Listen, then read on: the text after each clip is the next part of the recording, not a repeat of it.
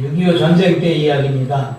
연로하시고 믿음이 올곧으신 한 장로님이 계시는데요. 어느 날 그 장로님 댁에 북한군이 총을 들고 들어왔어요. 왜냐하면 그 이전에 한국군이 그 장로님 집으로 와서 도망을 와서 장로님이 벽장에 그 국군을 숨겨놓고 있었어요. 북한군이 와가지고는 동무, 이 집에 지금 한국군이 들어왔지. 총을 들이대고 솔직히 얘기를 해라.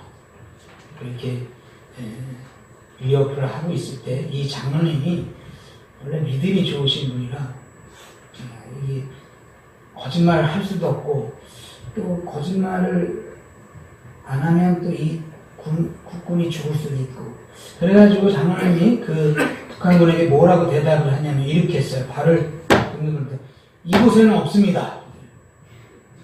이곳에는 없다니까요. 이렇게 고개를 끄덕이시는 분들은 볼 때 뭔가 다 알고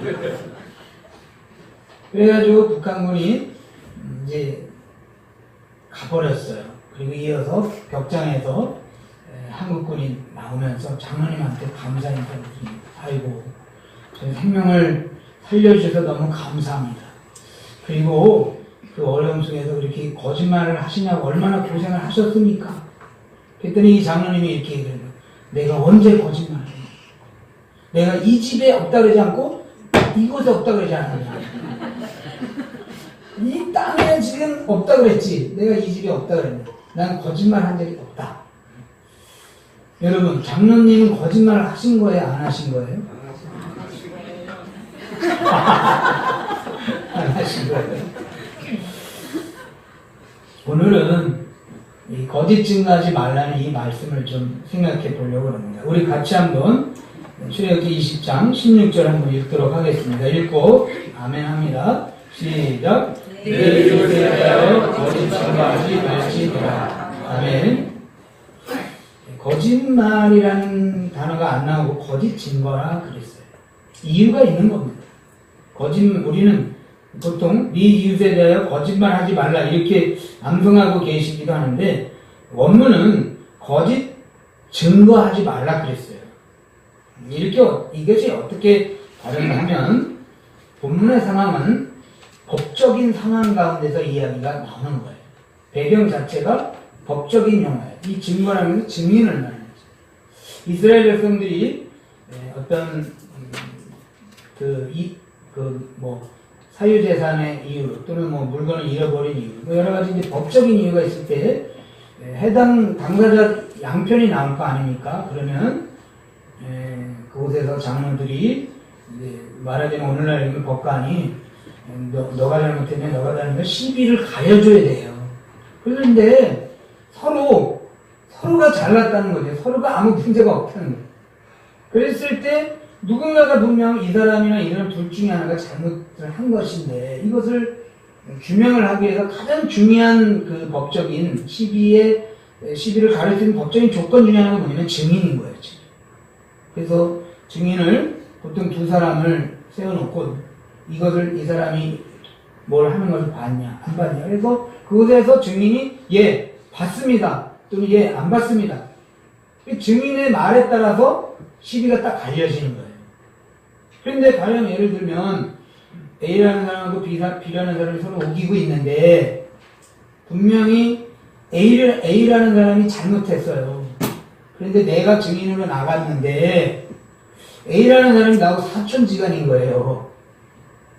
근데 봤다 그러면 A라는 사람이 사촌지간인 사람이 형벌을 받게 되니까 아니까 나는 못 봤다.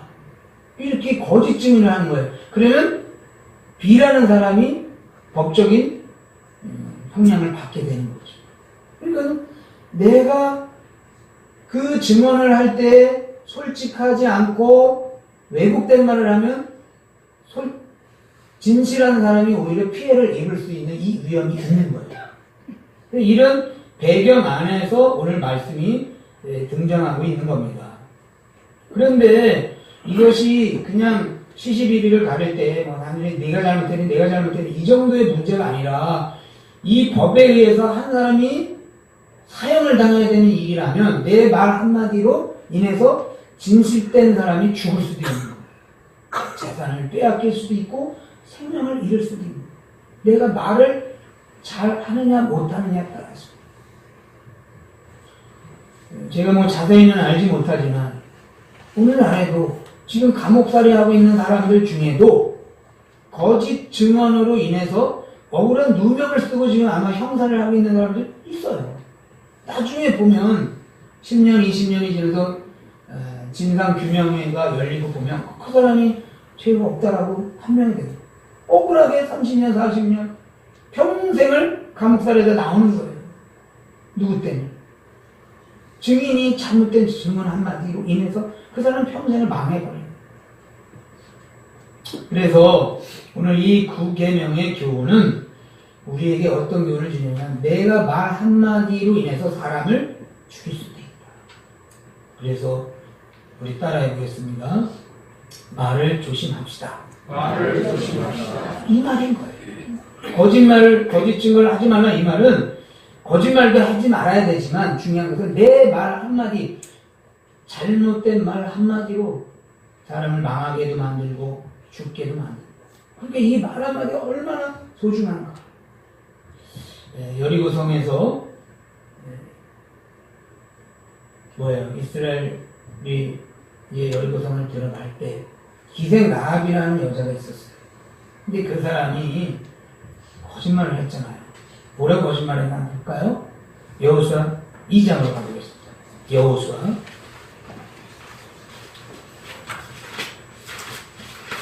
여호수아 2장을 살펴보도록 하겠습니다.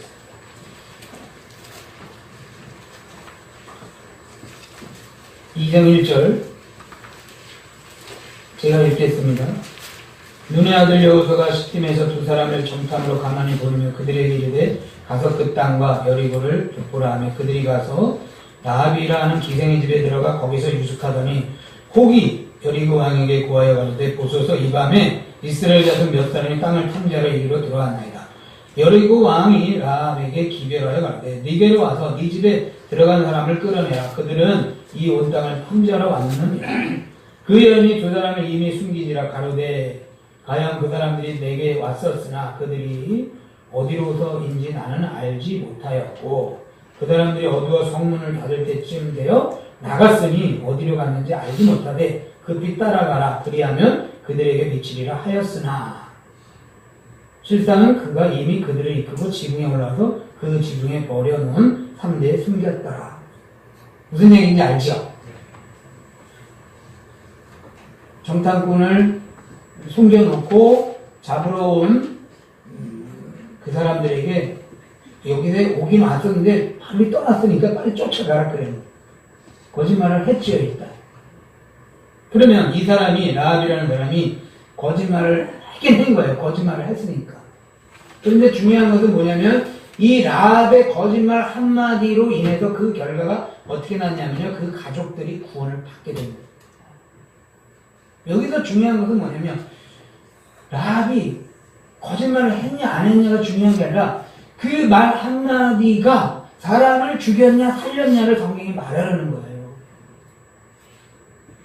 그래서 우리의 말은 중요한 것은 우리의 말 한마디로 사람을 살릴 수도 있고 죽일 수도 있다.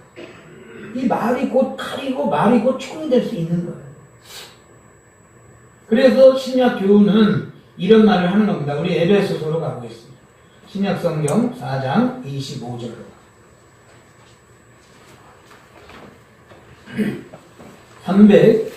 314페이지 에베소서 4장 25절 같이 읽고 아멘합니다. 시작. 그런즉 거짓을 버리고 각각 그 의수로 더불어 참된 것을 말하라. 이는 우리가 서로 지체가 되리라. 아멘. 거짓을 버려라. 그 다음에 버리는 것을 끝난 게 아니라 그 다음에 뭐라 그랬냐면 이웃으로 더불어 뭐라 그랬습니까? 참된 것을 말하라. 그 다음에 29절로 에베소 4장 29절 또 읽습니다. 시작. 무릇 더러운 말은 너희 입 밖에도 내지 말고 오직 법을 세우는데 소용대로 선한 말을 하여 누군가에게 은혜를 끼치게 하라. 아멘. 거짓말하지 말고 참말을 하라. 그리고 더러운 말을 하지 말고. 그다음에 뭐라 했어요? 29절? 오직. 그다음에 뭐라 했습니까? 덕을 세우는 말을 하라. 말의 중요성은 뭐냐면요. 내가 거짓말을 안 했다, 했다. 물론 이것도 중요해요. 그러나 내 말로 인해서 그 사람을 세워주고, 그 사람을 격려해주고, 더 나아가서 죽어가는 사람에게 생명을 불어넣는 말을 하라, 그 말이에요. 그래서 덕이 있는 말을 하라. 제가 가끔 이런 말을 들어요.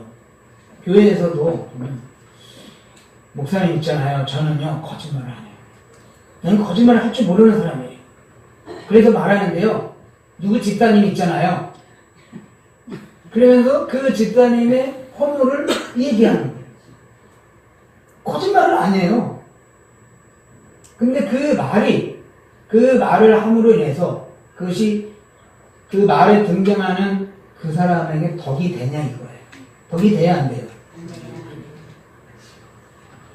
남의 약점을, 남의 허물을 난 진실로 말한다 그래놓고 그 얘기 그거는 올바른 말이 아니에요. 물론 진실이에요, 진실.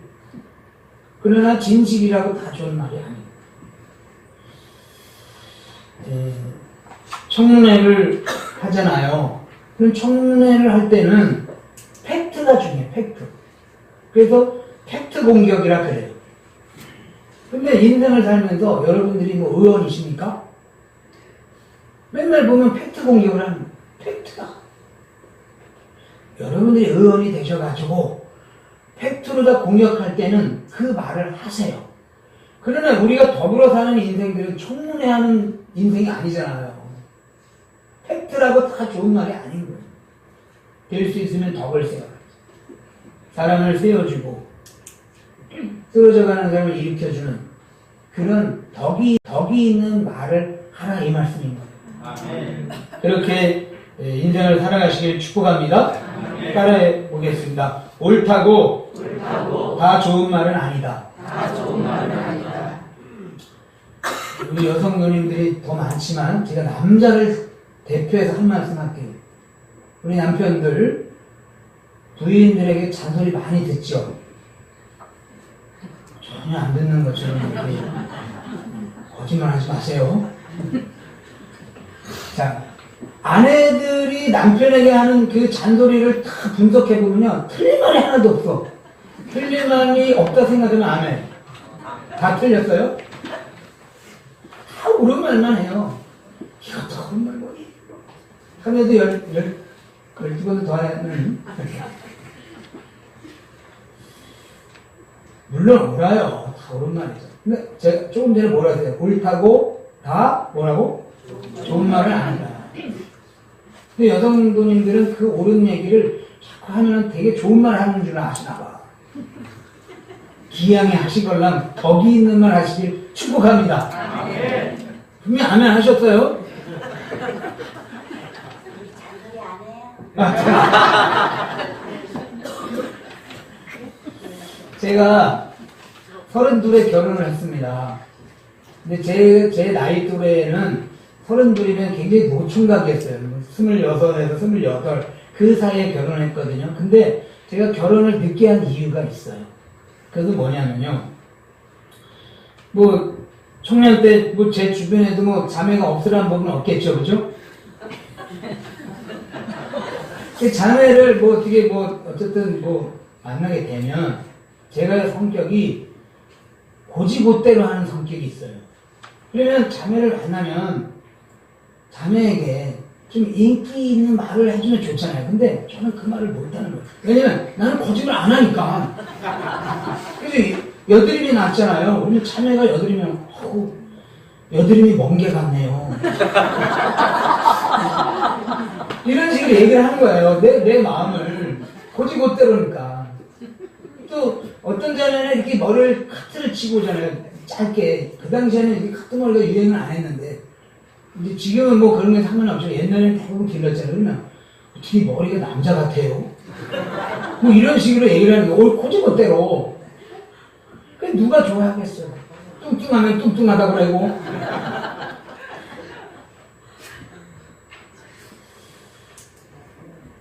그런데 나중에 제가 이제 예수를 믿고 청년부 활동을 했어요. 청년부 활동을 하면서 성경 공부를 하면서 그 그룹 성경 공부를 통해서 제가 배운 게 뭐냐면, 말은, 특별히 남자들은 자매들에게 그렇게 팩트 공격을 하면 안 되는 거구나. 그냥 이렇게 좀 부드럽고, 뭐 그랬다고 가장 되고 허풍 떠는 건 아니지만 그래도 좋은 말을 해줘야 되는구나. 그걸 배웠어요. 그래가지고 제가 이제 우리 스타일을 해가지고 팩트 공격을 안 하고, 팩트 공격을 하면 얼마든지 할 수 있어요. 그죠? 웃는 거 보니까 사실인가 봐. 그래도 제가 여기서는 팩트 공격을 안 하고, 부드럽고, 자매님 참 훌륭합니다. 예쁩니다. 참 이런 얘기를 많이 한 거죠. 그래가지고 간신히 결혼을 했어요.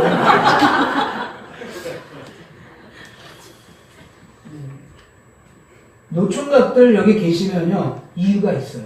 노총각들 잘 생각해보세요. 말 잘하세요. 말 잘하면 금방 장가 갈 수 있습니다. 자매 만나가지고 막 팩트로 다 얘기하지 마시고, 덕을 세우는 말을 하면 금방 장가 가게 될 줄로 믿습니다. 제가 말씀드린 건 뭐냐면요, 거짓증명하지 말라는 말은 내가 거짓말을 하지 말라는 그 뜻도 있지만 더 나아가서는 생명의 말을 하라. 진리의 언어를 얼마나 생명을 불어일으켜주고 죽어가는 영혼을 살려주고 지친 사람들을 세워주는 그 말들이 얼마나 많이 있어요. 그 말을 하자 그거예요. 그래서 에베소서 4장은 그 말을 하는 거예요. 거짓말 하지 말고 더러운 말 하지 말고 그리고 입 다물고 살아라. 그게 아니라 기양의 말을 하려면 덕이 되는 말을 하라. 아멘. 부부지간에도 그래요. 당신 수고했어. 당신 없으면 나 못 살아. 그 말 한마디 하는 게 뭐 그렇게 두드러기가 나고 그래요? 한마디 해주세요. 그래 그 말 가지고 10년을 또 버티는 거예요.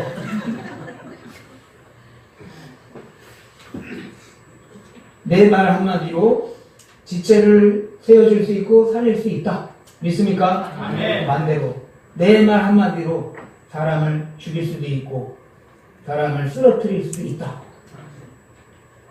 다시 에베소서 4장 25절 보겠습니다. 그런즉 거짓을 버리고 각각 그 이웃으로 더불어 참된 것을 말하라. 이는 우리가 서로 근데 뭐라 그러냐면 지체가 된다.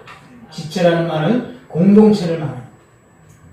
이 말은 무슨 얘기를 하는 거냐면요, 말 한마디로 한 사람을 죽일 수도 있지만 공동체 전체를 파괴할 수 있다는 거. 특별히 교회가 그렇잖아요. 교회가요, 어떤 사람 한 사람으로 인해서 교회가 갈라지기도 하고 또 교회가 여러 명들이 시험에 들기도 하고 교회가 막 혼란에 빠지게 돼요. 뭐 때문에? 내가 말하는 말 한마디로 실제로 그런 일이 일어나는 게 한국교회의 현상이에요. 무슨 큰 문제가 아니야. 뭐 이단이 들어오고 뭐 핍박이 있고 또는 뭐 어떤 그런 문제가 아니라 내분이라 내분. 그 내분이 뭐냐면요, 그냥 조그만 말 한마디가 점점 커져가지고 내분이 일어가지고 무슨 파 그래가지고 교회가 막 마귀가 그거를 역사하는 겁니다.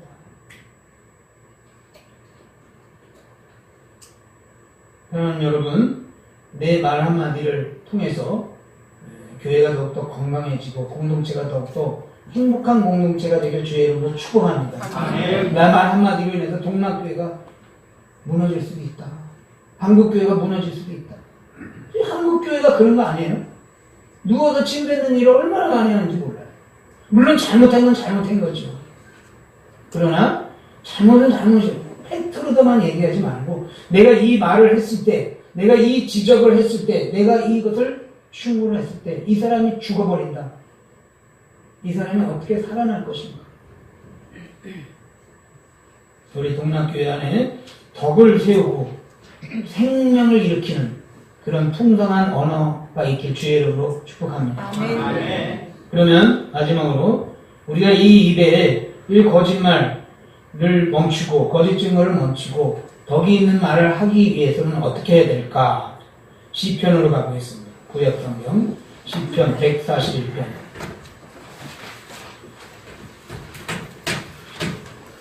거짓말을 막는 방법. 141편 2절 3절을 우리 같이 한번 봉독하겠습니다. 같이 읽습니다. 시작. 나의 기도가 주의 앞에 분명한 같이 되며 나의 손드는 것이 저녁 제사 지내게 하소서. 여호와여 내 입 앞에 파수꾼을 세우시고 내 입술의 문을 지키소서. 아멘. 예, 내 입 앞에 파수꾼을 세워달라. 파수꾼은 뭐예요? 경계병이에요. 경계병은 항상 조심해요. 아파트도 경비 아저씨들이 있잖아요. 항상 그분들이 굉장히 힘들어요, 일하기가. 왜냐면 뭐 조금이라도 그냥 한번 눈깜짝을 잘못되면 그게 내 책임이 되니까.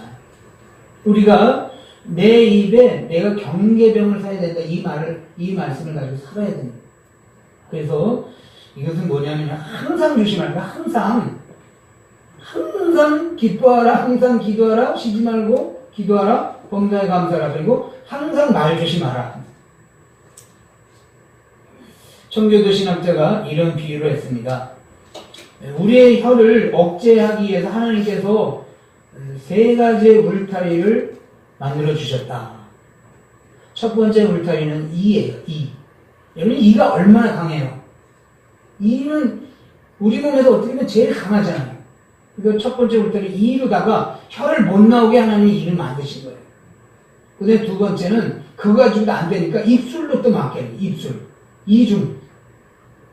우리 지체 중에서 이중으로 다 장치가 되어 있는 게 있나 한번 생각해보세요. 귀는 그냥 열려 있어요. 코도 열려 있어요.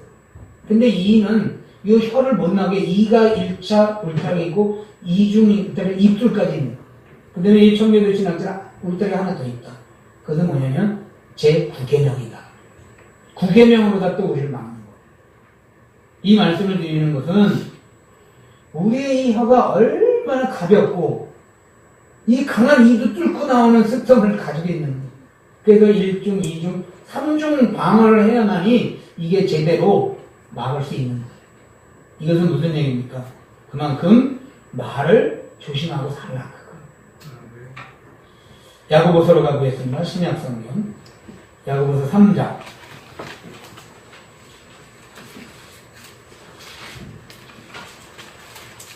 2절부터 제가 읽겠습니다. 야고보서 3장 2절 12절까지 제가 읽겠습니다. 우리가 다 실수가 많으니 많을 말에 실수가 없는 자는 곧 온전한 사람이라. 능히 온몸도 굴레 세우리라. 우리가 말을 순종케 하려고 그 입에 재갈 먹여 온몸을 어가하며 또 배를 보라. 그렇게 크고 강풍에 밀려가는 것들을 지극히 작은 키로 사금의 뜻대로 운전하나니 이와 같이 혀도 작은 지체로되 큰 것을 자랑하도다. 보라, 어떻게 작은 불이 어떻게 많은 나무를 태우는가. 혀는 곧 불이요 불의 세계라. 혀는 우리 지체 중에서 온몸을 더럽히고 생의 바퀴를 불사려나니 그 사려는 것이 지옥불에서 나느니라.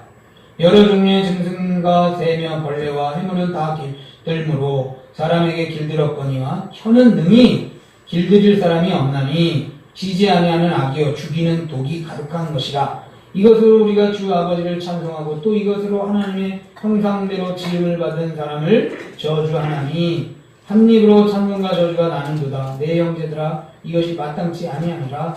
샘이 한 구멍으로 어찌 단물과 쓴물을 내겠느냐. 12절 같이 읽고 하면 합니다. 시작. 내 형제들아, 어찌 무화과 나무가 단나무를 포도나무가 무화과를 맺느냐. 이와 같이 단물이 단물을 내지 못하느니라. 아멘. 요즘은 봄철입니다. 시골에 가보면 봄철에 항상 강조하는 게 있는데 뭐냐면 불조심 강조 기간이에요. 이 조그만 불씨 하나 가지고도 그 마을 전체를 불태워버리고 집을 불태워버리고 생명까지 앗아가는 그런 일들이 있어요. 그래서 산림부에 사는지 어디 사는지 제가 모르지만 시골에는 항상 그 불조심을 하는 그런 인력들을 세워요.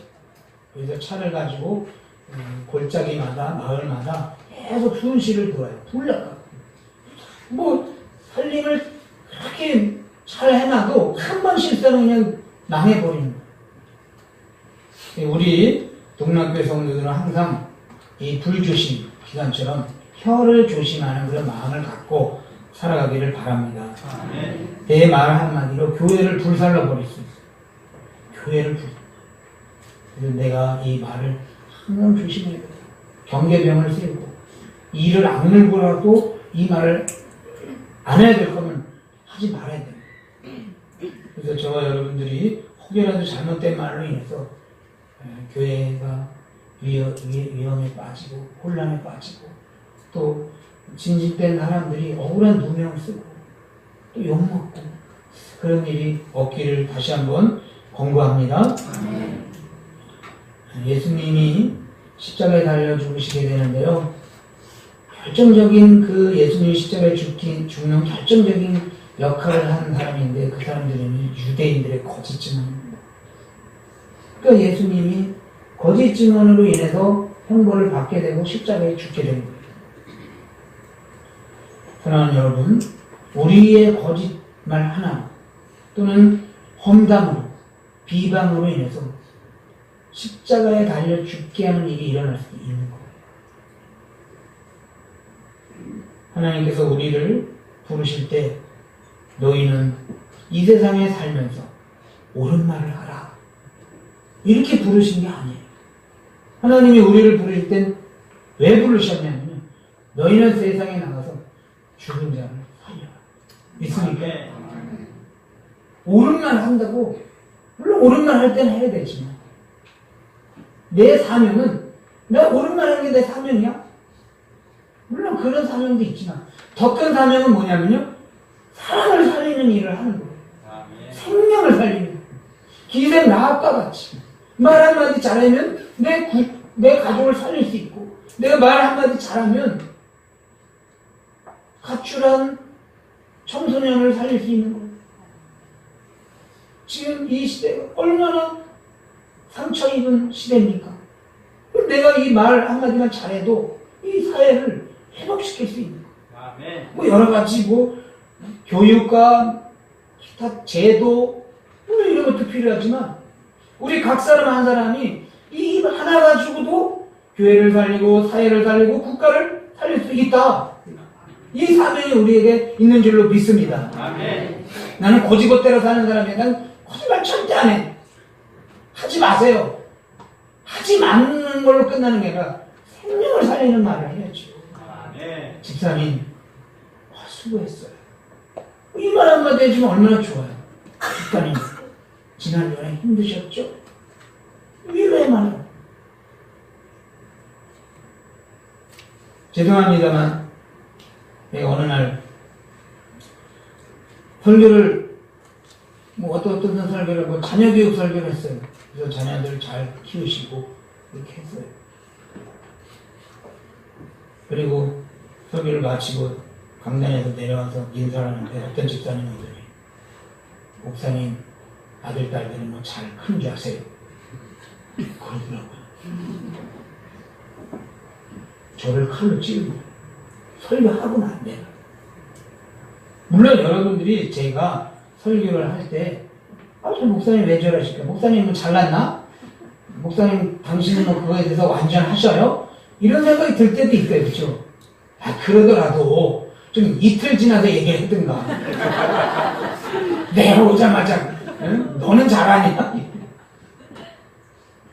저도 그래요. 저도 그런 허물이 많은 사람이에요. 여러분들 제가 지적하고 싶은데 참는 거죠. 당장이라도 집사님 그러면 되겠어요? 집사님 생각해보세요. 그럴 때가 있죠. 그래도 참고 이번 주에 한번 해볼까? 다음 주에 한번 해볼까? 이러면서 그러다 또 잊어버리는 게 또 은혜가 되고 또 지나고 보면 하나님이 다 해결해 주시고 그래요. 여러분 옳은 말 그냥 즉시 안 해도 하나님 다 해결해 주는 줄로 믿습니다. 우리가 해야 될 말은 뭐냐? 생명이 있는 말을 하자. 일으켜 세워주는 말을 하자. 쓰러져 있는 아이들 얼마나 힘들어요. 직장 생활하는 성도들 지금 다 경제가 어렵다 그러잖아요. 거기다 대고 기도 안 하니까 그렇지. 이런 바른 말이 좋은 거예요? 물론 기도 안 하니까 그럴 수도 있어. 그렇다고 그냥 어려워 죽겠는데 기도해봐라.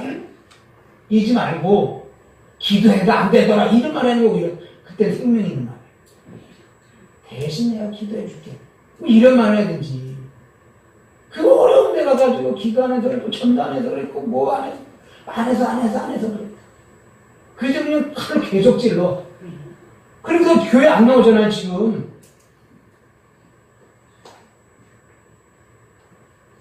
나의 사명은 옳은 말을 하라.